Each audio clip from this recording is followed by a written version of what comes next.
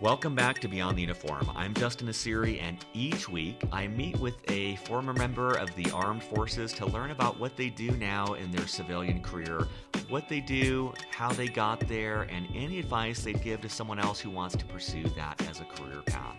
My guest today for episode number 165 is Chris Antonov. Most jobs are not rocket science. You don't need to be that technically adept. If you go out of the military with the right mindset and, your head on straight, you can figure anything out. You're giving a mission and a task, just like in the military, you're going to figure it out if you care enough to do it. And that's what I found out in the civilian world. If you find an industry that you're passionate about and that you feel, that you're getting value and you're bringing value to the mission, I think that any veteran, regardless of what their job was in the military, could be successful. Well, first of all, I'd like to thank Heidi Van Peterson from salutecolorado.org for introducing me to Chris. This is a great episode for those of you thinking about real estate because it's a very different aspect of real estate, one that I'm not as familiar with. I think most people on active duty hear real estate, they think of buying a house, they think of selling a house, but what Chris does is real estate development. He does a great job of talking about the 3 to 4 year process that this entails of finding land, buying land, designing a building, building the building, and then finding offices or other tenants to occupy that building. One of the things I think that's really great about this interview is that Chris breaks this down in a way where you really understand the project management skill that's not only used in this career path but that we all have from our military experience. He talks about work-life balance. He talks about some things that I think are applicable to any career path, such as self-knowledge, the reserves, and why that might be something to consider. And so whether or not you're interested in real estate, I think this is a great interview to listen to. As always, at beyondtheuniform.io, you'll find show notes. You'll find links to everything we talk about, including some great books and podcasts that Chris recommends. You'll also find our new website. I know that at this point with 165 interviews, it can be difficult to know where to start. Well, there is a where to start section on this new website.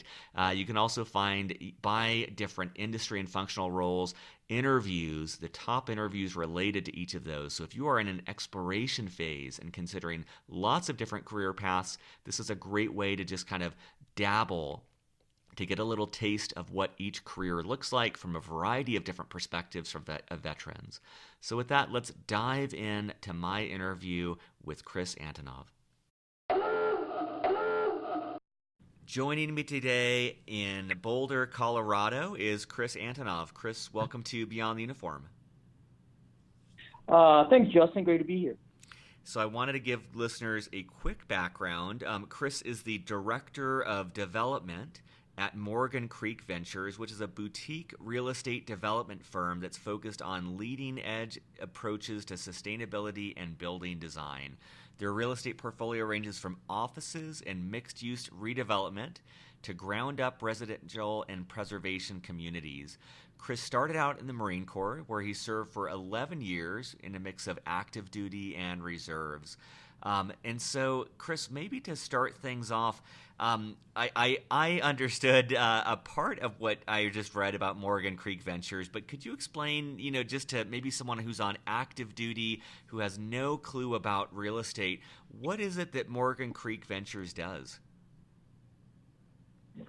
Well, Justin, great question. So first and foremost, for someone coming off active duty, Morgan Creek Ventures is a little bit different than the traditional developer, with the developer being, you manage ground-up construction or renovation projects of buildings, and you basically lead that team with the construction contractors, the architects, and also the financing and marketing aspects of buildings. Something that from active duty, being in a mission-driven type organizations, I think the differentiating factor for Morgan Creek Ventures is that we are a mission-driven company. We are very focused on incorporating sustainability and renewable energy in all of our projects. So that is something that really appealed to me with that company compared to other real estate developers and other real estate type companies. And when you say, that it's office and mixed use redevelopment, so that means you're building both offices but also apartments. Is that right? No, with our current project, Boulder Commons, which is located in East Central Boulder, we have two buildings. They're both 4 stories, and the first story is primarily retail, while the second, third, and fourth floors are kind of traditional office. So that's what we really mean by mixed.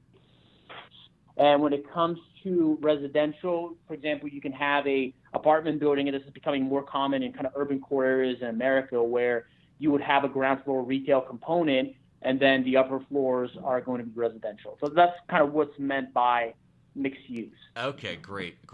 And what does it mean when you're a director of development? What does that translate to? What sort of things do you do? I basically run day-to-day operations in the company, in our projects. I oversee our projects, and we have other associates that are a little bit more hands-on with them, and I basically am kind of like their direct supervisor and more of the bigger picture project management aspect. Looking forward with my boss, Andy Bush, who's the principal and owner of the company, and kind of setting us up for success middle and long term with our projects.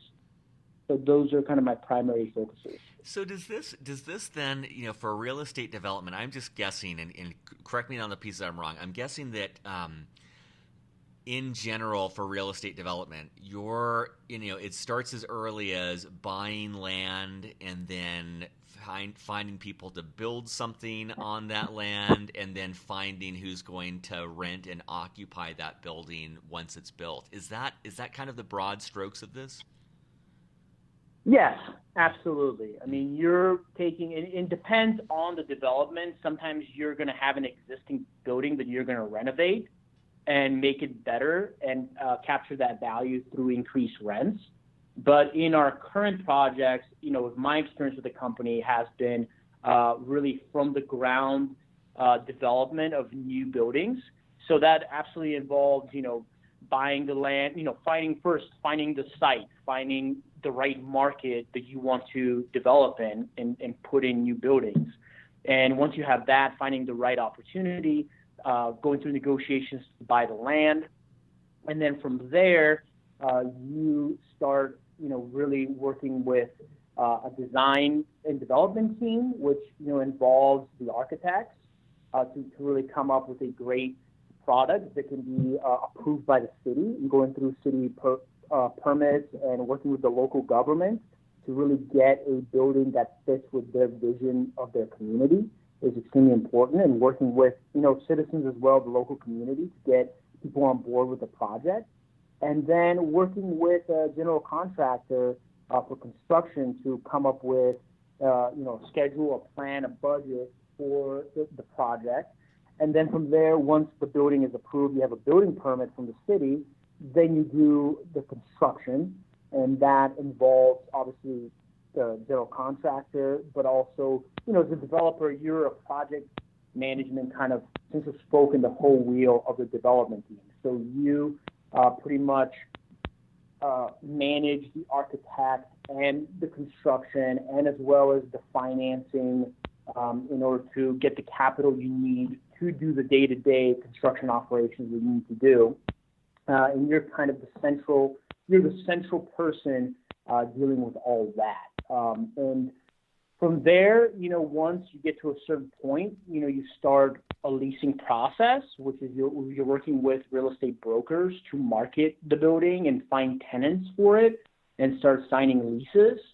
And, at the same time, then you're working with the banks to get permanent financing for this project, and working the whole time with your investors. The investor relations are a huge part of the whole process. because the investors tend to contribute the majority of the capital. And also they kind of set a lot of parameters and what they're willing to approve when it comes to both the building design, the kind of tenants you're putting in, the kind of budget you have. So, it's a process. It's a multi-year process for building, especially a high quality office or apartment building. From beginning to end, it could take anywhere between 3 to 4 years before a project goes from concept to a fully leased operating building. That's great. It's I'm just imagining that most listeners, they have context through either HGTV or having purchased a house, and I imagine when they think of real estate, they're thinking more of that real estate agent or real estate broker, the process of finding a place to live or finding a place to buy. But what sounds really interesting about real estate development and the work that you're doing is the amount of variety, where it's not just finding a tenant for a property or for an office. You're finding the land, you're financing it, you're figuring out the deal structure, you're doing the design. I mean, there's so much variety, it sounds like, in what you're doing. That must, I imagine that makes it fairly interesting from a day-to-day standpoint. Absolutely. I mean, I was a logistics officer in the Marine Corps, so project management was a huge part of what I did. And so when I transitioned to the civilian world and started my MBA with the mentality of, being a manager and managing people, and being a captain and an officer, that's just kind of the mentality that was ingrained in me in the military. So, and also I wanted to do something that, that was mission driven. There had to be a mission about it. And I think a lot of veterans, crave that when they leave the military and they look for civilian employment. Mm-hmm. So therefore, I was interested in renewable energy and kind of explored that industry, and really quickly realized that when it comes to real estate, and especially real estate development, especially if you have kind of a sustainability focus in your company, that is the best way to actually deploy renewable energy resources in the real world using buildings. And at the same time, it is varsity level project management. There are just so many moving pieces and team building and planning involved in logistics. So really, it felt like a great fit for me when it comes to the things that I was kind of looking for and the strengths that I developed in the military to really be able to deploy them and, make an immediate impact in a positive way in a civilian career. So.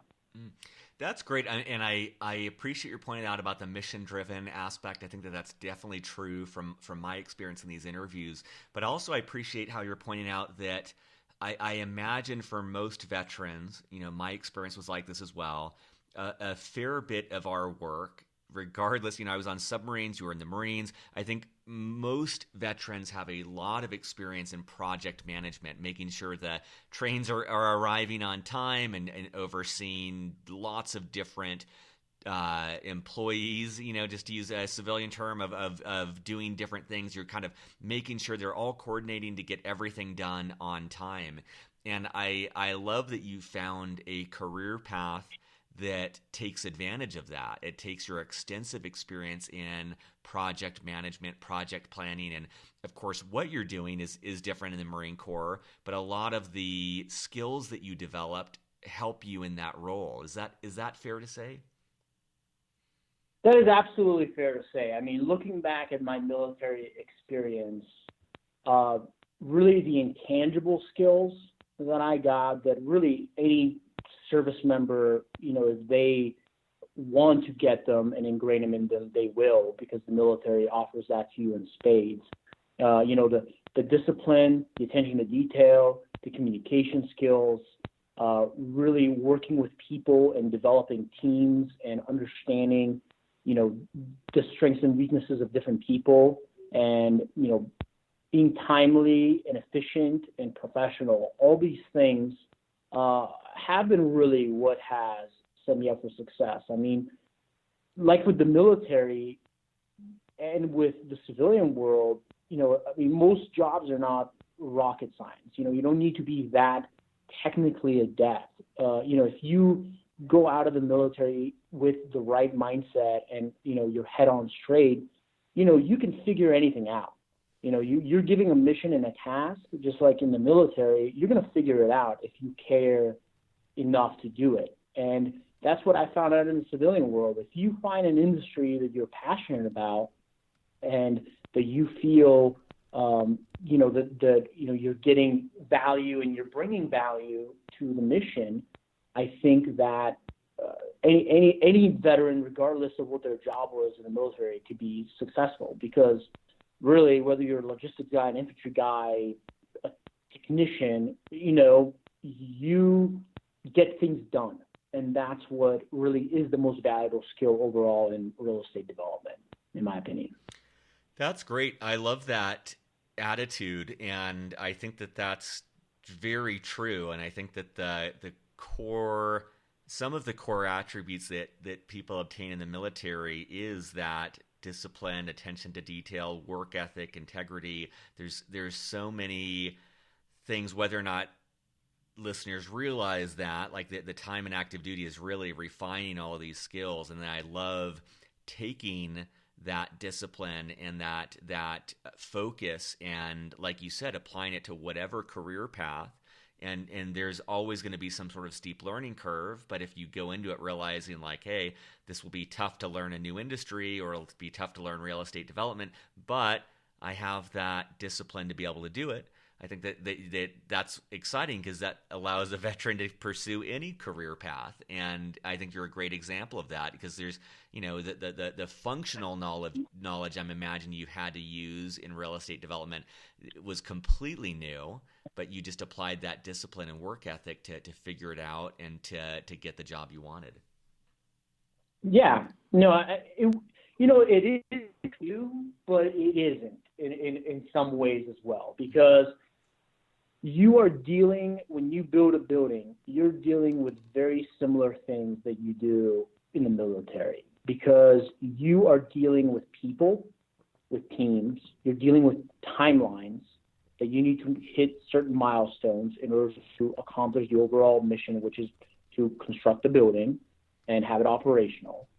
And you are planning, you are delegating, you are basically putting the right people in the right positions and using your technical experts, to get things done. I did this when I was a logistics officer. As an officer, I think in any branch, you're kind of almost a jack of all trades, master of none, and you have your very experienced enlisted guys that really are technically the most proficient ones that you rely on to make your vision and your plan a reality. And that is something that I've completely seen, on the development side, where, I've never done construction in my life, and there's construction experts, there's architectural design experts, and really it's more a matter of giving them the right guidance and the right kind of lead and leadership and communication in order to help them be successful. And so therefore, I think it's, there's of course a lot of technical things about construction that is different than Marine Corps logistics, but really it's one of those things where if you have the inherent management skills down, you can successfully get projects off the ground and rely on the right people to help you do that. So that's great. And maybe to expand on that, I know that listeners really appreciate the nitty-gritty of what your life is like. And so could you maybe start by taking us through what an average day looks like, especially if you're open to sharing kind of hours at which things are occurring and kind of what you do throughout the day. But I'd also like to expand that into kind of just what your work-life balance is like, if you're working on the weekends and nights. And I know that's kind of the most common questions that I get from listeners. Well, I will tell you that 99% of the time I work 8 to 5, Monday to Friday. Nothing's really required to be done in the evenings or on the weekends. I usually have, I have about an hour break in the middle of the day, and I use that as I choose. I come in at 8. My tasks vary from day to day. It's very kind of project driven and what stage we are in the project. But, Excel is definitely a program that I use a lot to model and to understand if things make sense as we're trying to make decisions. So building Excel models is a big part of my day. Meetings are another one where, just coordinating things, getting everybody on the same page and going forward and meeting milestones are definitely a big part of what I do. Another part is professional development for our associates. So I have put together a professional development program that involves both Excel classes as well as kind of mentorship and career guidance. So that is something kind of more on a weekly basis, not on a daily basis, but that's something that we do. And really, putting together, editing other people's products, be it written, be it PowerPoint, be it Excel, and giving them feedback on that is a big part of it. I tour our projects almost on a daily basis and kind of just talk with the construction guys, who a lot of them are veterans. So they definitely, that straight talk and kind of just figuring things out and making smart decisions and not making it all flowery and it's great. That working with that industry really reminds me of when I was at a Marine Corps Infantry Battalion and how kind of people relate to each other and how they work together. So that's been pretty refreshing. Besides that, I have kind of strategic conversations with my boss, kind of understanding his guidance, understanding his intent of what he wants to get accomplished. That is almost on a daily basis occurrence. And just really, really long story short, it's management is what I do pretty much from 8 to 5, Monday to Friday. And it just depends on what needs to be managed and, what's the best way to do that. That's pretty much what I do on a daily basis as a director of development. That's awesome. And how many projects are you typically working on at a time? Because I'm becoming aware that if you're talking about a 3 to 4 year process, I can imagine because everyone I interview says my day to day is different, but given a 3 to 4 year project that spans so many different phases, I'm just imagining your month to month life varies because it'll be at a different stage. So I'm just curious, how many projects do you oversee at one time? So we are a boutique company, as you mentioned. So we currently have 5 full-time employees, and we're total about a team of 8. And with that bandwidth and that scope, our focus has been to have one project under development, one project in design and approval process, and then at the same time be in the market research / acquisition phase, the beginning phase that I mentioned earlier, on another project. So kind of really be focused on 3 projects at the same time has been kind of our sweet spot. There has been times where, multiple opportunities have arisen at once. So that has, kind of driven the workload a little bit more. So there have been times when things have been a little bit slower. That's been kind of the scope. So we're trying to touch every phase of development kind of at the same time, just looking at different projects, if that makes sense. That's great. And maybe I'd like to rewind a little bit and just learn about how you got here, because I know that you've had you've had an internship, you've worked as an associate, and you've worked your way up to your current role. So maybe to start, what drove you from active duty to get into real estate? Is that something you thought of doing while you were on active duty, or what was your path like getting into this industry? So I got out of the Marine Corps back in 2014. I just needed to do something different. I had been a Marine. I was enlisted. I enlisted in the Marine Corps and went to boot camp 2 weeks out of high school. I was enlisted in the reserves for the first 5+ years of my career in the Marine Corps, and I transitioned to being an officer. I did 4 years doing that, both in an infantry battalion, 2nd Battalion, 1st Marines, and then I was at 1st Marine Division in their headquarters.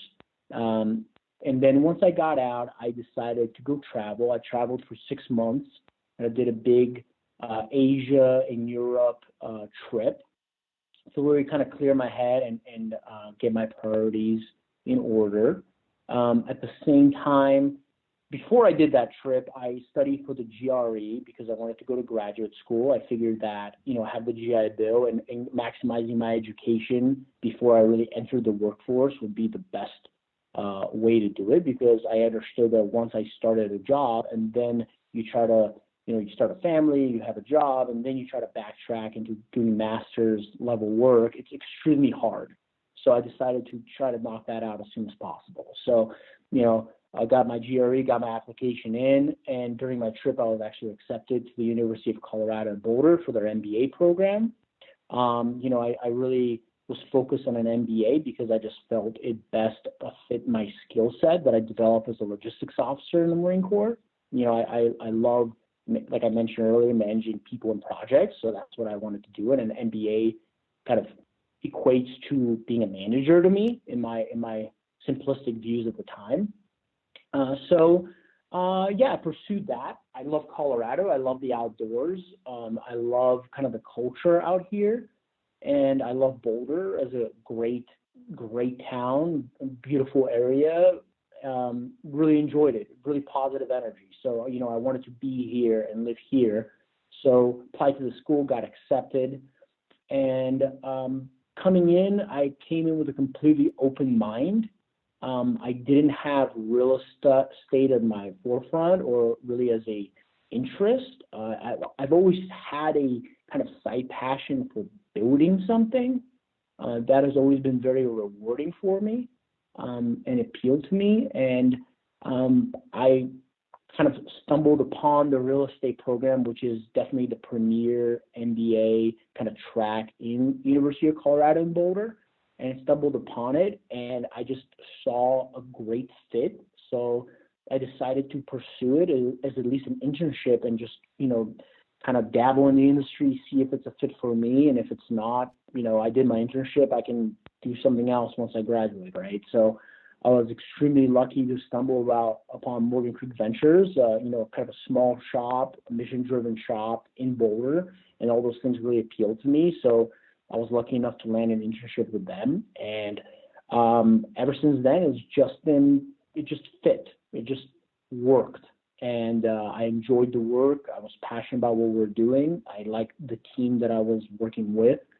So therefore, my boss was happy with my performance, so he offered me a full-time position after I graduated my MBA, and I graduated back in May of 2017, and I started working in June.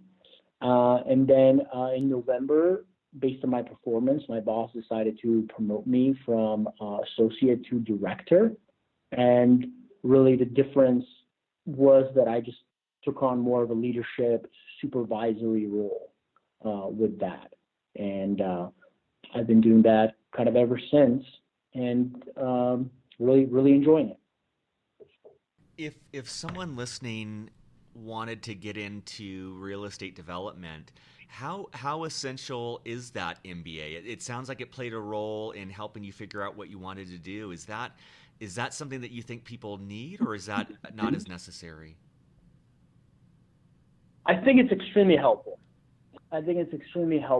Especially in an MBA focus on real estate. There is, in the University of Colorado, there is a 1-year Master's of Science in Real Estate that is available for people. So that's one way. If you're really just focused and interested in real estate, you can do that and be out of school quicker and have more focused curriculum. MBA, is great because real estate development is first and foremost a business. That is really the major role of the developer in the development team is the business aspect of it. You have the architect, they're the design and creative people. You've got the construction guys that put, they put the building together, and it's more of a craftsman technical skill. But really, when it comes to the dollars and cents, when it comes to the timing, when it comes to the marketing and all these kind of core business things, it is really on the developer. So I think an MBA is invaluable. I mean, especially if you're trying to come in on more kind of senior position. You could do it outside of undergrad, especially if you have more of a finance type degree. Finance is very central to real estate development. So you could do that, but I would recommend to really be set up for success and long-term growth within the industry. I think an MBA really sets you apart and is extremely helpful. I use the skills that I learned in my MBA, whether it was in real estate classes and non-real estate classes, every single day. So it's been an invaluable tool for me. And if someone's listening and they are excited about what you're saying, they're excited about this career path of real estate development, are there any resources, and by that I mean maybe books or conferences or, I don't know, podcasts, TV shows, anything that they could check out today that would help them either figure out if this is right for them or actually start getting ready for a career in real estate development? Yeah, absolutely. When it comes to books, I highly recommend a book called The Real Estate Game. That is a very kind of concise, well-written book. It's a little dated in the content, in the numbers that they use, and the markets that they talk about, because it's from the 1990s. But at its core, it's a great kind of layman's explanation of real estate and real estate development. So I would highly recommend that book. I would also highly recommend people go to Urban Land Institute website. That is a very, very interesting kind of, it's not just for real estate development, it's also more focused on architecture and construction and real estate developers, kind of tying all together in the industry of the built environment to really understand those projects. There's a lot of case studies on that website that people can access without being members and read about different developments and see what they kind of are interested in and passionate about. And when it comes to podcasts, one podcast that I really like is Real Estate News for Investors with Kathy Fetke. You can find that, if you have an iPhone and you go to the podcast app, you can easily find it. I really, really like that podcast. It really kind of helps me understand current events and how they impact the industry and where there could be opportunities and where there could be red flags. So I would definitely highly recommend that as well. That's great. And I'm just writing that down for listeners, as always, at beyondtheuniform.io, in the show notes for Chris's episode, you'll find, I'll have the Real Estate Game, Urban Land Institute, the Real Estate News for Investors. I'll have links to all of those just to make your life easier.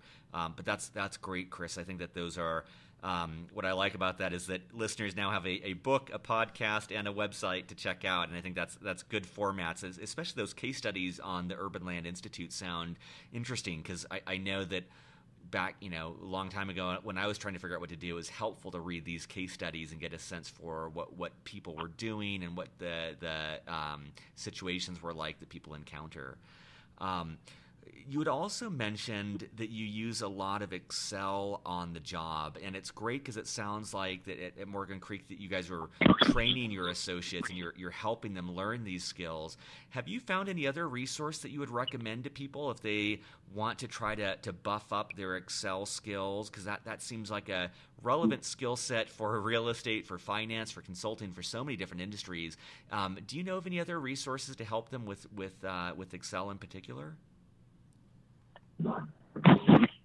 Well, there are a lot of online courses that people can take.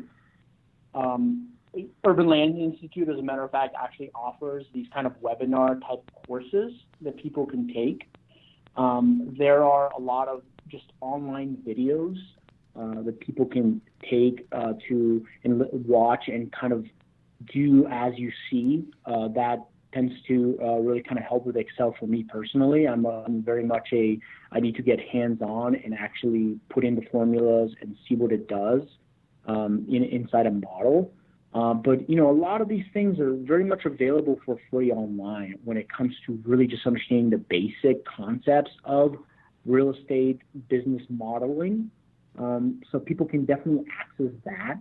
The webinars when it comes to like Urban Land Institute and other kind of real estate focused websites and organizations, they do cost money. So that's something to keep in mind. Also, there are, community college classes, and also, universities have continuing education courses where you can take a class in finance and use the GI Bill to pay for it. You have to talk to that university and figure out the details there. But, those are great skills to have. It's really important. It's very important for people to be proficient with Excel. Coming out of the military, I was not. I was not proficient with Excel. I was, even as a logistics officer, which for my MOS, you use Excel and PowerPoint more than others. But I still, compared to my MBA classmates who are coming out of the private sector, I was a complete rookie. And it took a lot of work. It took a lot of hands-on rolling up my sleeves and building the model and conceptualizing it and understanding it for me to get to the level that I'm at now.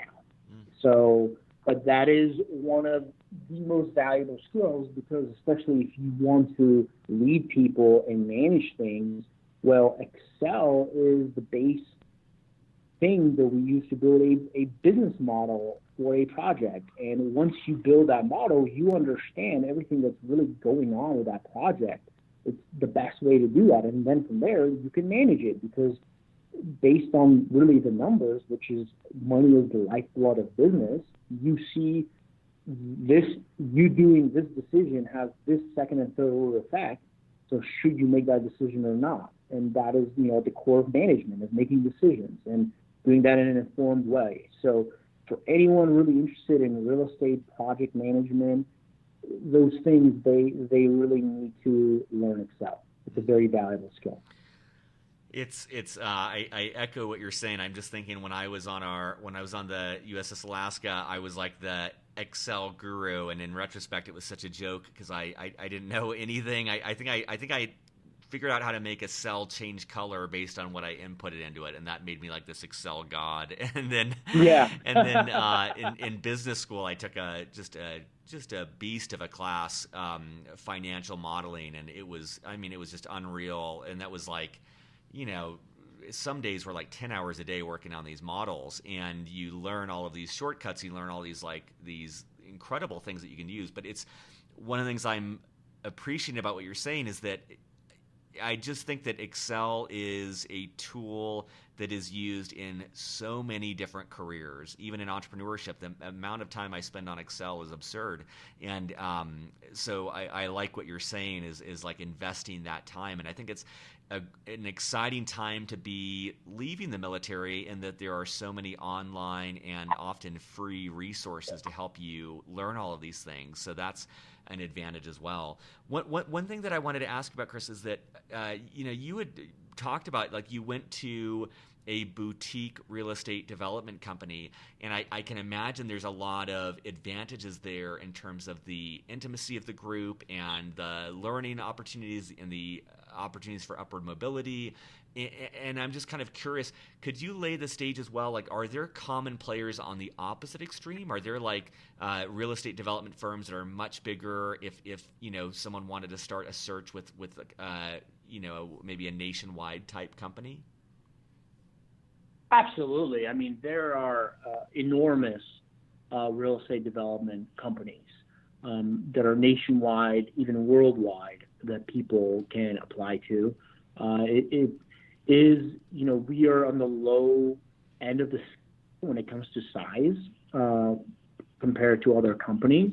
But it's a low end, but also it's a very common end. There's a lot of kind of smaller shops that are between 4 to 10 people. That is very common. But then there's companies that are 30, 50 plus people spread over multiple offices around the country.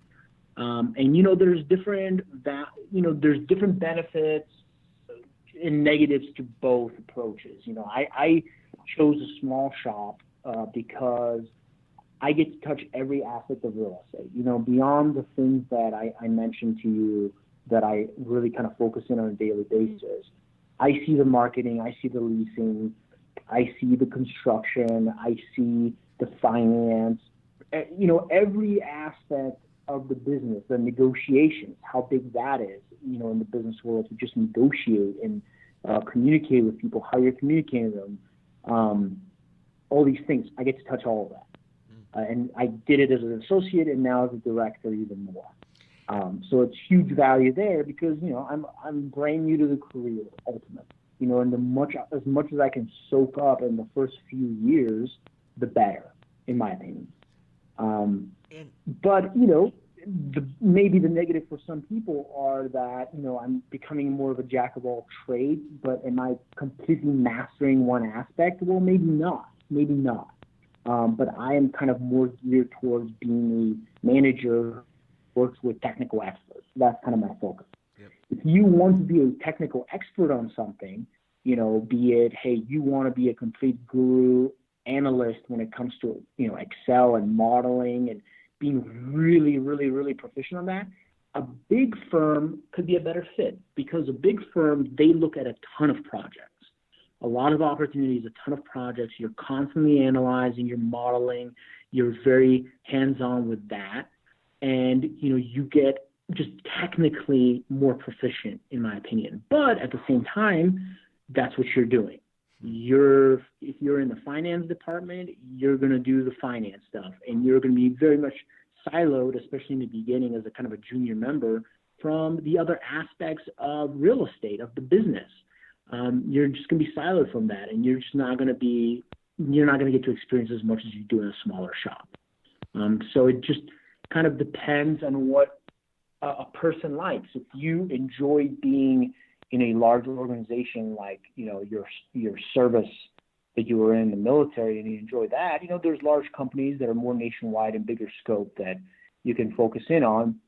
If you like being more intimate with a small team, that is also helpful. And of course, culture is different. Culture is different between a bigger, more corporate structured type company and a smaller entrepreneurial company. So, I think for people that are interested in the industry, there are all kinds of options of where you can best fit in based on your personality and interests. It's a huge industry. Real estate, the development is just part of it. There's property management. There is being a broker. There are, the accounting aspect of it is huge. Banks, there's whole branches within banks that are focused on real estate lending and commercial lending. So working in that aspect of the industry could be attractive to some people. We're just one arm of it. So it's a huge industry, and there's so many different opportunities. That's great. I love your breaking down the different aspects of that because it's honestly a industry I'm less familiar with, and as you kind of rattle off these things, the property management aspect, the brokerage aspect, the accounting, the commercial lending, I can imagine there's so many different pieces to the puzzle.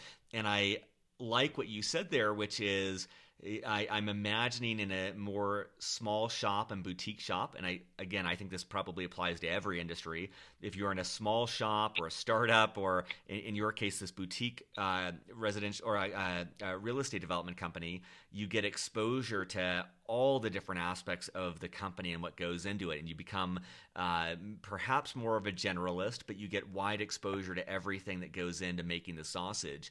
Versus if you're at that larger organization, you start to specialize a lot more, and you start to take a little piece of something but become really good at it. And I think that that's a good question for someone to ask themselves, whether they're looking at real estate development or any industry, is, do I want to be more of a generalist? Do I want to be more of a really specific aspect? But I'm guessing that your path, going to a boutique shop, because you're getting exposure to all the different aspects, that sets you up that eventually, if you wanted to do this on your own, like, you've got all the pieces. Is that kind of accurate, that the boutique gives you that exposure? Absolutely. I would absolutely say that. I mean, if people are thinking about becoming eventually, they're business owners, this is a great place to be. Yep. Great place to be. But also, I hope people kind of keep in mind that, as I mentioned, that a project lasts 4 years. Real estate, especially on the development side, it takes time. Things take time. So, whether you start in a big company for the first few years and develop that fundamental skill set, and then on a second leg, you end up going to a boutique shop in a more kind of senior position, then that's fine, as you're growing. And then my boss, he worked for other people for 14 years before he opened up his own company, because it takes time to get the experience and the know-how and the network in order to be effective as your own entity. So therefore, just because you start at a boutique shop doesn't mean you're not going to have your company later on down the road as you're kind of building your resume. I think over time, the more exposure you can get to different facets of the industries and kind of different viewpoints, be it, bigger picture in a big company, or right down here where I'm a tenant in a project. So I'm hands-on, it's very intimate. You see both aspects. I think it sets you up to be successful as having your own company. Yep, that's great.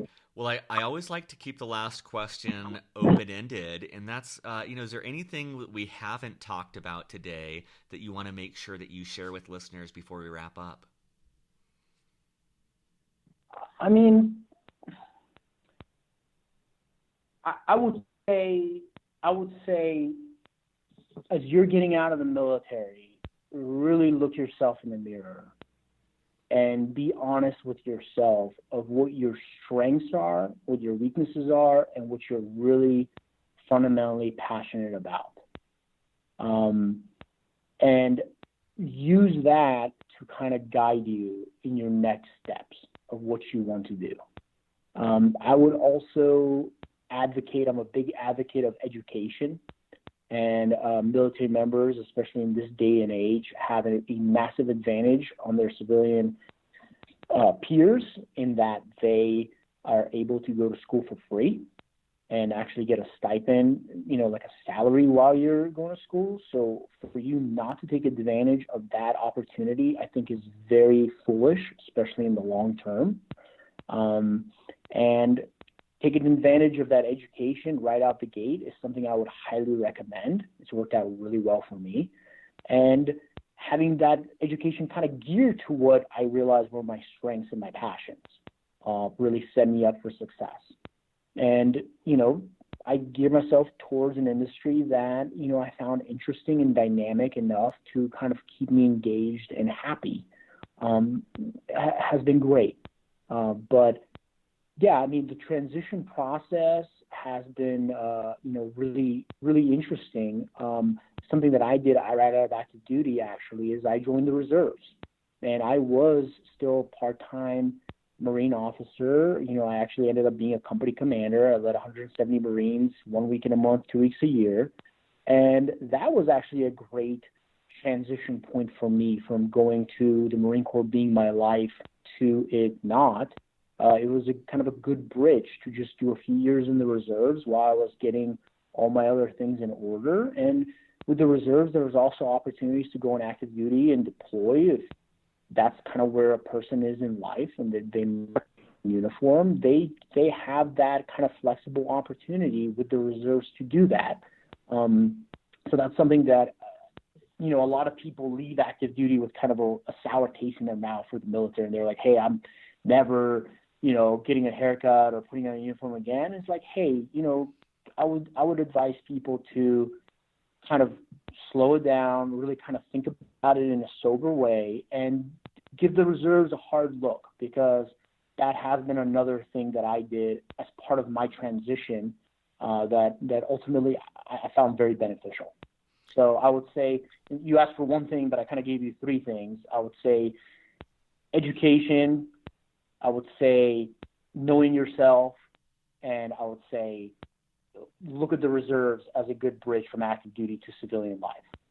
That's great. I mean, I love the self-knowledge piece. I think that that's a recurring theme in these interviews, is the extent to which a member on active duty or a veteran can really, I love how you said that, really be honest about their strengths and weaknesses, really take a hard look about the types of activities they enjoyed in the military, the types of groups that they liked working with, if they liked individual projects or larger groups, and just really being honest about what energizes them. I think that's really critical.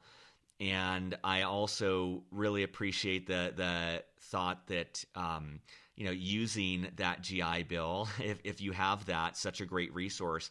But the point on the reserves is really incredible. I know that when I got out, my thought was like, I just want to have every spare second to devote to my civilian career. I don't want these obligations. But one of the things I've learned in the interviews I've done and people talking about the reserves is that it has a lot of advantages, namely that you have some income that can allow you to take a bigger risk. It can allow you to take a bigger pay cut to try to transition or to really invest in something new. And like you said, it can kind of help you with that identity piece and help you with having others around you, because it can be a pretty stark transition from going to active duty to civilian life, of having a tight-knit family around you and then being completely off on your own. And so the reserves can also help you maintain some of those connections and that sense of purpose and that sense of identity. And I've also had people on the show talk about the network connections that they form through the reserves. They're meeting with a bunch of other people where they're on reserves every once a month, and they're able to talk about what they're doing, and oftentimes that leads to other business opportunities. So I appreciate the expansion on those final points, because I think that you raised three really meaty topics for people to think about, regardless of what their career path is going to be. So, Chris, thank you so much for joining me today, and thank you for all the advice you gave. Thanks, Justin. Really appreciate you having me on. Surface.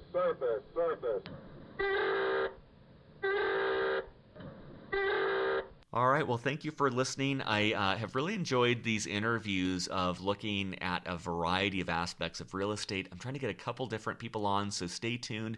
There, as Chris pointed out, there is property management, brokerage, accounting, banks. There's so many different aspects to real estate. I'll try to get each of those pieces on the show to help you really drill down on which aspect might interest you as a veteran.